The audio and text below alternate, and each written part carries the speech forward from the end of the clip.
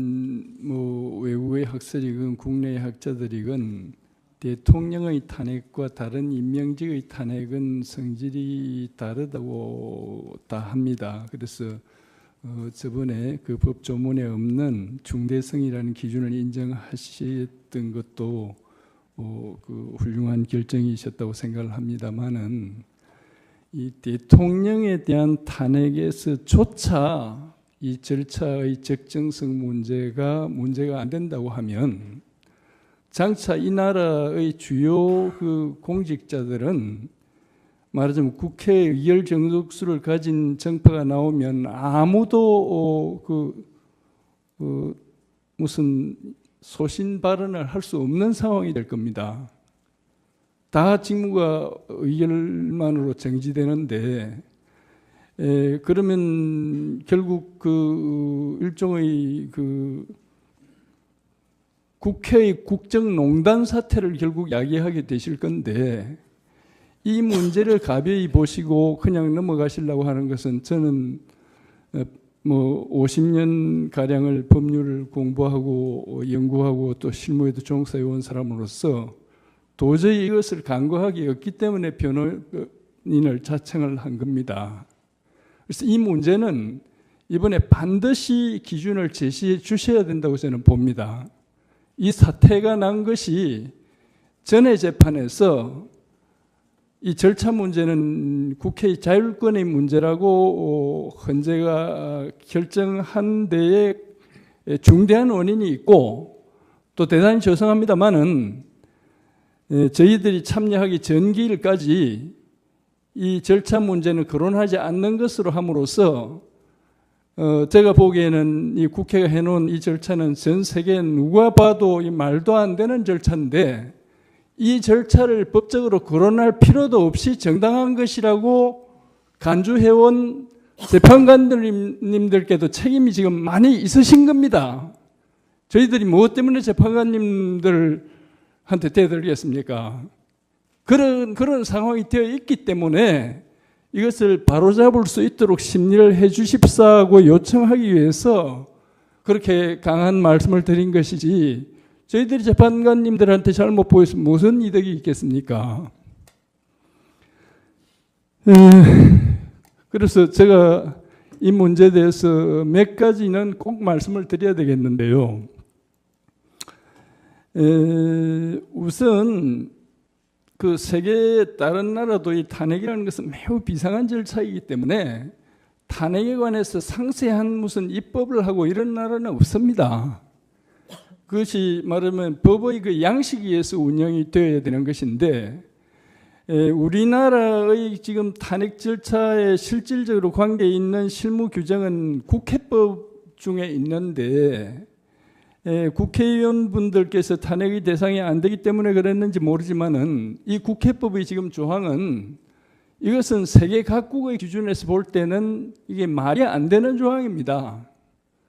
법사위원회가 조사를 해도 안 해도 괜찮고 증거를 붙여도 되고 안 붙여도 되고 그냥 그 마음대로 의결을 해도 되고 그렇게 해도 된다고 저번에 또 헌법재판소가 그렇게 결정을 하셨어요. 그래서 이 문제를 어떻게 그대로 이번에도 그대로 넘어가게 되면 지금 뭐 황 총재가 얼마나 올바른 사람인지 그렇지 못한 사람인지 저는 모릅니다만은 지금 황 총리부터 시작이 되는 모양인데 아마 이 헌법재판관님들 중에서 자기들 마음에 안 드는 의견을 내는 분이 계시면 이 재판관님들도 그 사정권 밖에 있다고 말할 수도 없을 겁니다. 지금 누구라도 붙들고 시비를 할 텐데 이것은 국정 파탄이지 그것이 어떻게 헌정수호입니까? 그러니까 이 문제가 반드시 이번 재판에서는 기준이 제시되어야 된다는 입장에서 제가 뭐 조금 구체적인 말씀을 올리려고 하는 겁니다. 시간은 최대한 절약하겠습니다. 문면은 거의 다 생략하겠습니다. 네. 이번 경우에 제가 지적할 중대한 문제는 조사도 안 했고 제출된 증거가 그 보시는 바와 같이 공소장 2개하고 신문기사 무슨 12개인가 뭐죠 15개인가 하고 신문인지 뭐 언론 기사라고 보면 돼 있으니 무슨 기사인지 저는 모르겠습니다만은 판례 2개 하고 이것이 증거로 지금 제출되어 있습니다. 그런데 기사나 공소장이 증거가 아니라는 것은 이건 공개의 사실 아닙니까? 국회의 경우에는 국회의원들이 징역 몇 년씩의 실형의 판결을 선고받고도 무죄 추정이라고 하면서 그 판결이 확정될 때까지는 징계 대상도 안 된다고 해옵니다. 그런데 판결은커녕 지금 공소가 제기된 상태로 그것이 어떻게 증거가 됩니까? 검찰의 의사표시문서에 불과한데 이와 같이 증거가 전혀 없는 겁니다. 그 다음에 그 정도면 또 뭐 모르겠는데요. 11월 달에 국정조사 결의도 했고 특검 결의도 하지 않았습니까? 그 특검 결의의 법안이 말입니다. 의혹 진상조사라고 되어 있습니다. 그 특검은 지금 아직 그 활동이 끝나지 않았고 진상조사 보고서는 1월 20일에 제출이 되었는데 그러면 이것을 의결할 당시에 국회의 공식적 그 인식에 의하면 이 사태는 의혹으로서 예산과 인력을 들여서 진상을 조사해야 된다는 것이 국회의 객관적 판단 아닙니까? 자기들 스스로 이것에 대해서 전혀 그 입증된 것이 없다는 것을 객관화해 놓은 상태입니다. 이런 상태에서 탄핵의 의결을 한다는 것은 이것은 그냥 뭐 법이고 뭐고 없이 내 기분 나쁘면 탄핵한다. 직무 정지시켜 놓고 그 다음에 되거나 말거나 아니면 그뿐이고 뭐 이런 태도인데 이것은 도대체 헌법재판 앞에 올 수도 없는 이 행패 아닙니까? 헌법에 대한 행패라고 저는 봅니다. 그런데 이것이 전혀 심사도 될 필요도 없고 그 무슨 헛소리를 주장하든 그 내용을 잘 들어서 그걸 판단을 해야 된다고 한다면 나는 이것이 앞으로 큰 국가의 우환을 초래할 것으로 보는 것입니다. 그 다음에 다른 한 가지가 또 저는 소송법을 전공한 교수니까 난 이것을 특별히 중시하지 않을 수 없는데요.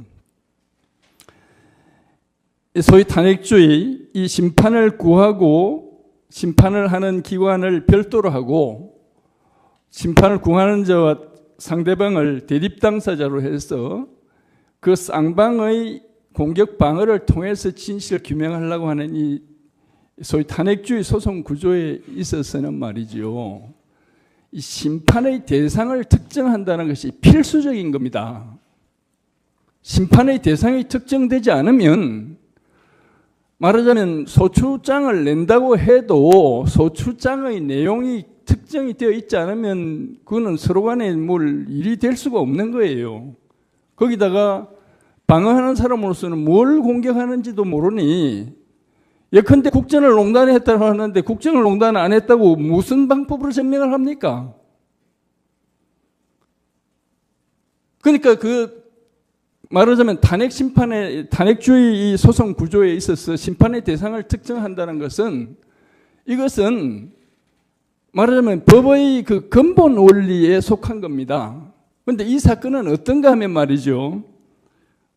재판관님들께서 이미 재판 과정에서 애로를 겪었을 것으로 해서 제가 세세한 말씀을 안 올리겠습니다만은 대부분의 경우에 문제로 되는 행위의 내용이 없습니다. 헌법을 위반했고 법률을 위반했고 뭐 탄핵돼야 될 나쁜 사람이고 이렇게만 써져 있고 심하게 말했으면 욕설만 써놓은 거예요. 내가 보기에 이 사람 아주 나쁜 사람이니 파면시켜 주시오 이렇게 써놓은 것이지 예컨대 무슨 그 검사가 공소를 제기하면서 이 사람은 뭐 폐륜하고 무슨 인격이 아주 나쁜 사람이니까 이걸 뭐 엄벌해 주시오 이렇게 공소를 제기한다면 누가 그걸 공소라고 보겠습니까? 근데 지금 이 탄핵 소추문은 그 진상은 그와 같습니다.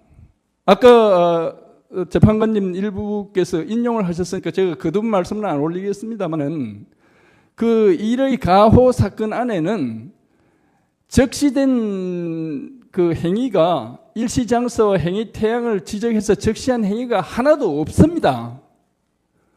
예컨대 뭐 여러 재벌로부터 많은 돈을 걷어서 뭐 행패를 하고 이런 식으로 써져 있는 겁니다. 그러니까 누가 언제 어디서 어떤 돈을 어떻게 받았는지 아무 기재가 없습니다.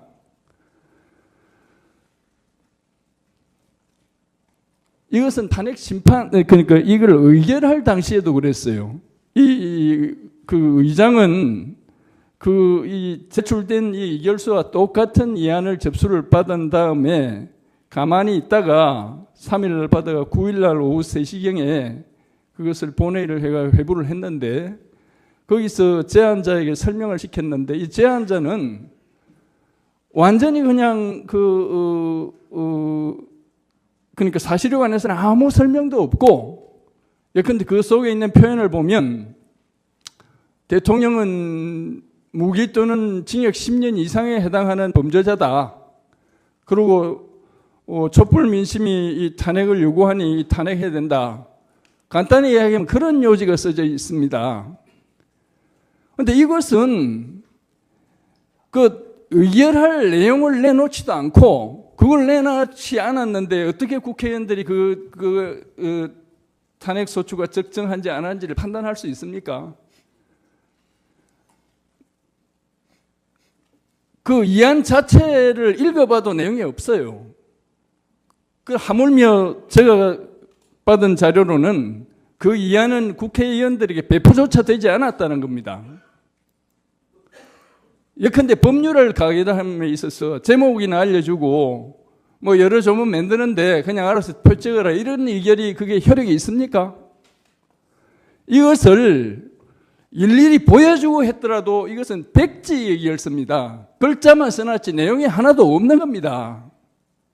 이런 백지 탄핵 소추서를 갖다가 적법한 것으로 받아들여서 그것에 있어서 이론도 하지 말아라. 그게 재판입니까? 우리가 어떻게 화를 안 낼 수가 있습니까?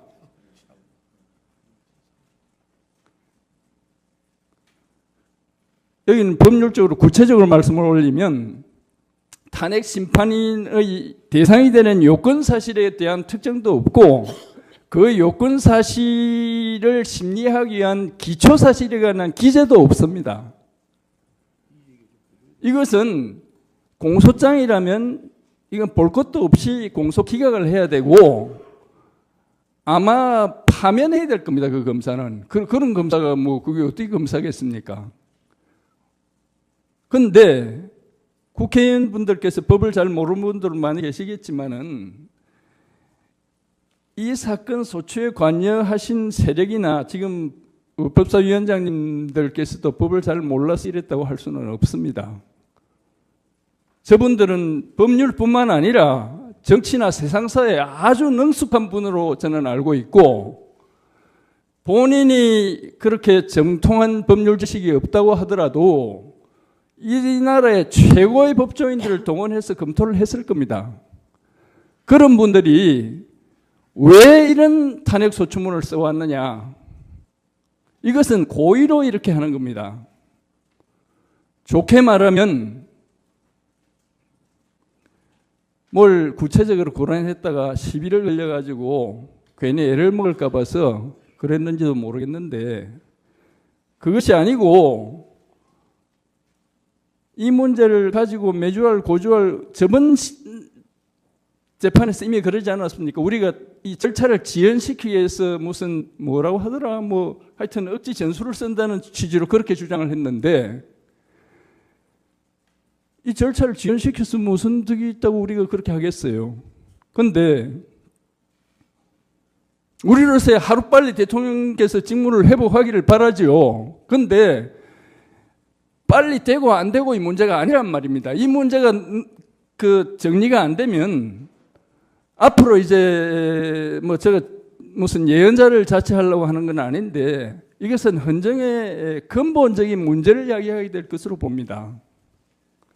예컨대 여기 재판관님께서 뭐 개인적으로 하신 것으로는 생각되지 않는데 심리를 하다가 하도 답답하니까 그 요건 사실 정리하라고 시키신 것 같은데 그것은 우리 그 구체한 형사소송법에도 있는 이야기 아닙니까? 그렇게 변경을 해왔을 때 그러면 변경하라고 시킨 사람은 유죄 판결을 할 의무가 발생하느냐?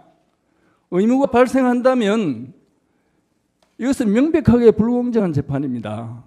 그렇고 의무가 발생하지 않는다면, 달리 말해서 이것을 기각을 한다면, 그러면 원소추 사실로 기각할 겁니까? 그 수정한 사실로 기각할 겁니까? 어떻게 할 겁니까? 또는 그런 걸 고치게 해가지고 소송 지연을 일으키고 우리 전술을 헷갈리게 했다고 여러분 재판관님을 타락해 오면 그때는 감당할 수 있습니까? 이런 그 소송법의 근본 이론이야 준용하도록 되어 있으니 준용을 해야 되겠지만,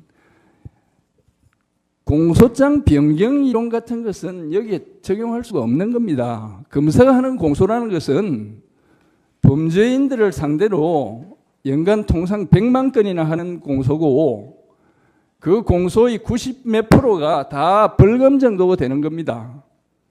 그런데 이것은 검사가 범죄인을 상대로 하는 게 아니고 국회가 가중다수의 의결을 통해서 대통령을 파면을 요구하는 조치입니다. 파면 이외에 아무런 다른 것도 안 되고 오직 파면만을 요구하는 이러한 조치인데, 이런 데다가 어떻게 공소장 변경에 관한 그런 사소한 규정들을 운용할 수가 있습니까? 그래서 크게 말해서 이 심리 절차의 위법에 대해서는 앞으로 이런 식으로는 대통령은 물론 안 되고 다른 분들도 다 국가의 간성분들인데, 그런 분들을 의회가 마음대로 이렇게 자기들이 만든 국회법으로서 마음대로 탄핵할 수 있게 하는 것은, 이것은 앞으로 국가적 우환을 초래할 겁니다. 그렇기 때문에 그런 절차는 안 된다. 적어도 탄핵을 하려면 심판의 대상을 명기하고 구체적 사실을 다 특정할 수 없으면 예시라도 해야 되지, 그 적시한 사실이 하나도 없는 상태로 하는 탄핵소추문은, 이것은 명백한 무의미한 탄핵소추문 백지를 제출한 겁니다. 실질적으로는. 그런 탄핵은 안 된다고 단호히 각하를 하셔야 그 잘못된 버릇을 고치지, 저 사람들이 모르고 하는 게 아니잖아요. 고의로 지금 이 나라를 뒤흔들기 위해서 이런 짓을 하는데, 이 점을 반드시 좀 바로잡아 주십사라고 말씀드리기 위해서 제가 많은 시간을 신청했습니다. 앞에서 많은 분들이 발언하셨기 때문에 이 정도로 그치겠습니다. 감사합니다. 네, 수고하셨습니다.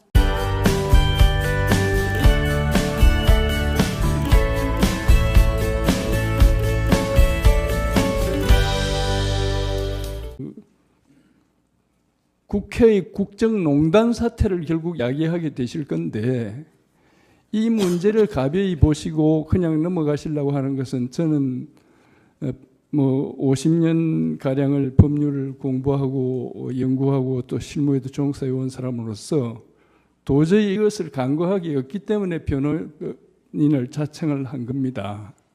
그래서 이 문제는 이번에 반드시 기준을 제시해 주셔야 된다고 저는 봅니다.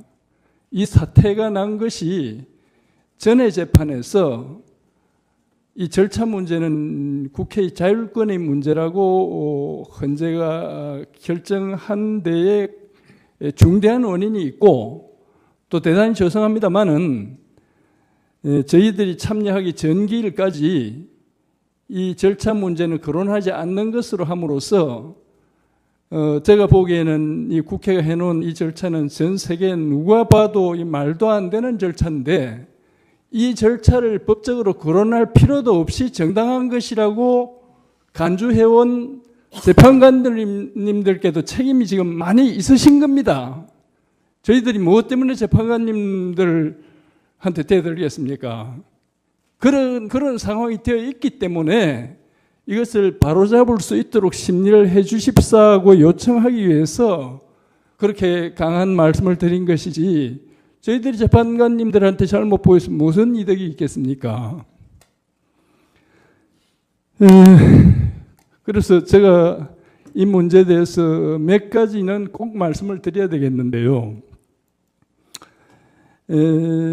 우선 그 세계 다른 나라도 이 탄핵이라는 것은 매우 비상한 절차이기 때문에 탄핵에 관해서 상세한 무슨 입법을 하고 이런 나라는 없습니다.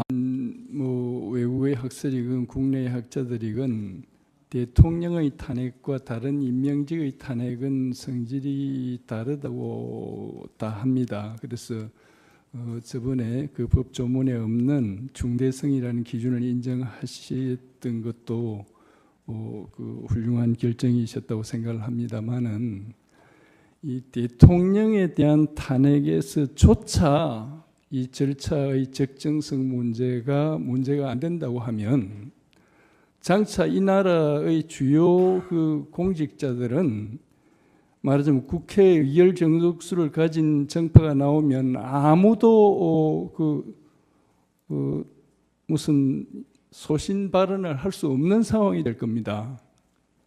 다 직무가 의결만으로 정지되는데 그러면 결국 그 일종의 그것이 말하면 법의 그 양식에 의해서 운영이 되어야 되는 것인데 우리나라의 지금 탄핵 절차에 실질적으로 관계 있는 실무 규정은 국회법 중에 있는데 국회의원분들께서 탄핵의 대상이 안 되기 때문에 그랬는지 모르지만은 이 국회법의 지금 조항은 이것은 세계 각국의 기준에서 볼 때는 이게 말이 안 되는 조항입니다. 법사위원회가 조사를 해도 안 해도 괜찮고 증거를 붙여도 되고 안 붙여도 되고 그냥 그 마음대로 의결을 해도 되고 그렇게 해도 된다고 저번에 또 헌법재판소가 그렇게 결정을 하셨어요. 그래서 이 문제를 어떻게 그대로 이번에도 그대로 넘어가게 되면 지금 뭐 황 총재가 얼마나 올바른 사람인지 그렇지 못한 사람인지 저는 모릅니다만은 지금 황 총리부터 시작이 되는 모양인데 아마 이 헌법재판관님들 중에서 자기들 마음에 안 드는 의견을 내는 분이 계시면 이 재판관님들도 그 사정권 밖에 있다고 말할 수도 없을 겁니다.